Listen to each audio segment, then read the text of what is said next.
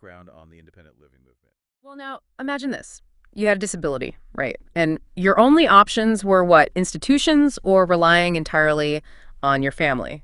Not much choice there, was there? Not really, no. The independent living movement, it popped up in the 70s to say no more to that kind of system. They said, we deserve the same choices, the same control over our lives as anyone else.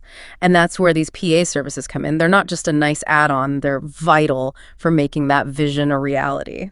It's about giving people the power to live life on their own terms, then, in a nutshell. In the simplest terms, imagine you need a bit of help with everyday things, yeah.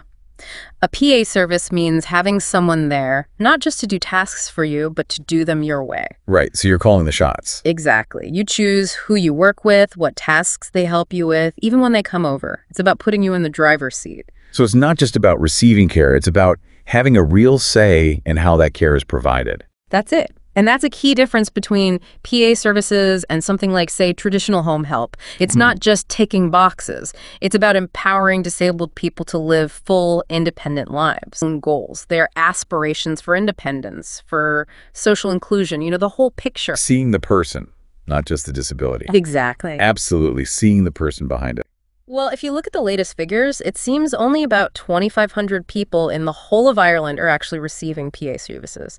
And on average, they're only getting about 12 hours a week. 12 hours, that's barely enough to, well, anything, really. How can anyone truly live a full and independent life with that little support? That's the million-euro question, isn't it? And it's a big worry, especially when you look at what the ESRI found, that's the Economic and Social Research Institute. Right.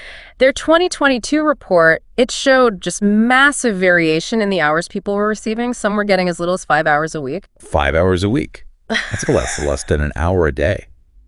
I can hardly imagine how anyone could manage on so little support. Didn't that report also say something about how those limited PA hours are actually being used? Oh, it did. And that's the really concerning part. There's this trend you see of PA services being used mainly for personal care.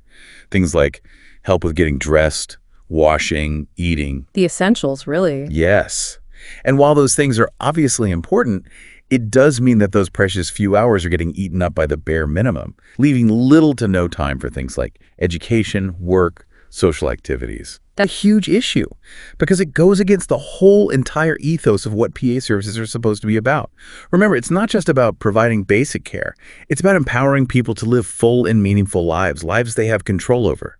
Imagine trying to hold down a job or pursue your passions or even just meet up with friends when you've only got a couple of hours of support each day. It's a recipe for isolation, for frustration. Everyone, regardless of ability, deserves the chance to live a full and independent life. And PA services, well, they're a huge part of making that happen, of making that a reality for people. Couldn't have put it better myself. Well, there you have it, listeners. A deep dive into the world of PA services. Until next time.